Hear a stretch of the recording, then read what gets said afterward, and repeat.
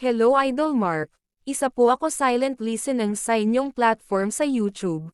Nais ko rin magbahagi ng secret files. Ako po si Jessel D. Tunay na pangalan, may asawa na po ako at anak.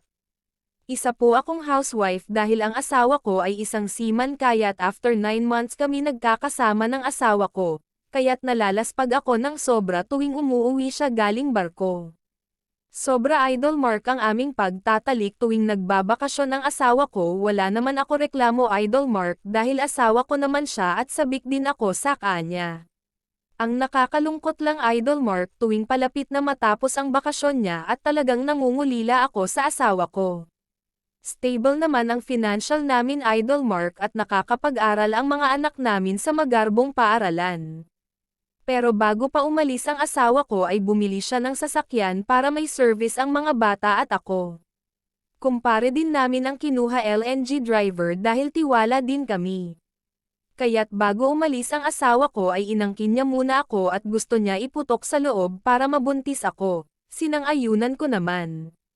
3 round, 3 putok rin sa loob ang ginawa ng asawa ko para daw sure ball na mabubuntis ako kasi alam naman namin na mabilis ako mabuntis kaya kampante ang asawa ko na pag-uwi niya may baby na kami. Ilang linggo na rin ang nakakalipas nang nakaalis ang asawa ko.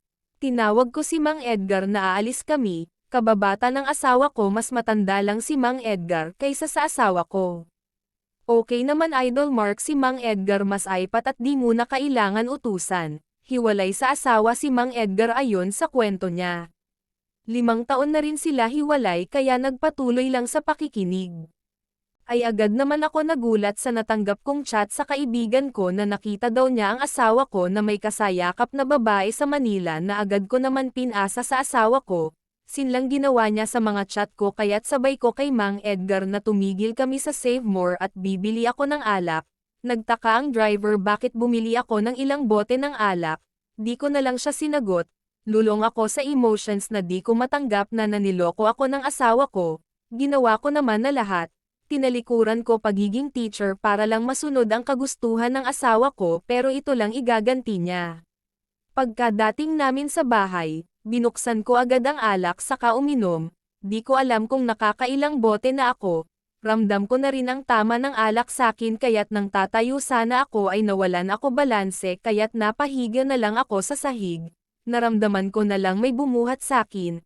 Di ko na maalaya na nangyari sa amin ni Mang Edgar dahil kinaumagahan ay katabi ko siya sa kama at pareho kaming saplot, kaya't nahiya ako ng sobra. Di ko alam Idol Mark kung ano magiging reaction ko sa mga oras na yon. Wala rin ako maalala kung paano ako ang kinin ni Mang Edgar. Hanggang dito muna Idol Mark dahil nagmamadali po ako dahil malate na ako school. Sana mapili kahit short lang na isulat ko sa inyong platform.